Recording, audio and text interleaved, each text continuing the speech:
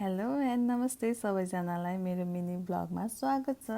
आज चाहिँ हामी चटकचिटिक परेर कहाँ जाँदैछौँ भन्दाखेरि हजुरहरूले चाहिँ यसको लागि फुल भिडियो हेर्नु सक्नुहुनेछ, फुल भिडियो हेर्नुपर्ने छ।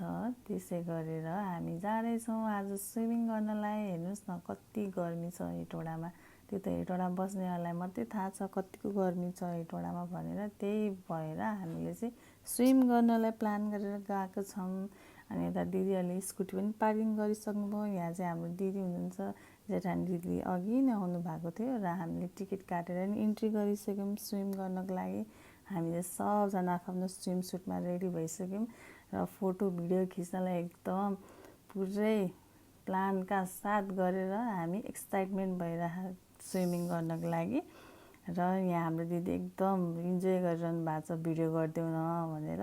त्यसै गरी पछाडिबाट अर्को दिदी पनि झ्याम्ल्याङ्ग डुब्न आउनुहुन्छ, मजाले खेल्नु हुँदो रहेछ दिदीहरूले। अनि फेरि हेर्नु न यता मलाई चाहिँ फेरि स्विमिङ गर्न नआउने दिदीहरूले सिकाउँदै हुनुहुन्छ। एकदम ट्राई गरेँ तर पनि केही छैन, फेरि पछि आउनुपर्ने हुनेछ मलाई फेरि सिक्नको लागि। अझै पर्फेक्ट भएको छैन, म थोरै थोरै गर्दै सिक्दैछु।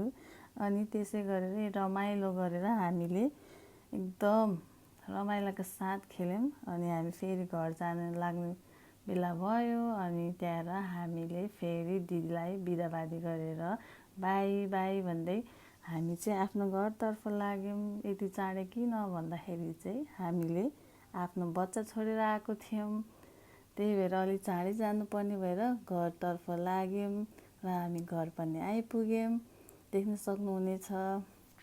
अनि घर आइसकेपछि त भिडियो एन्ड गर्नु पर्यो हामीले, त्यही भएर बाई भन्दै भिडियो बनाउँदै थियौँ दिदी र म चाहिँ।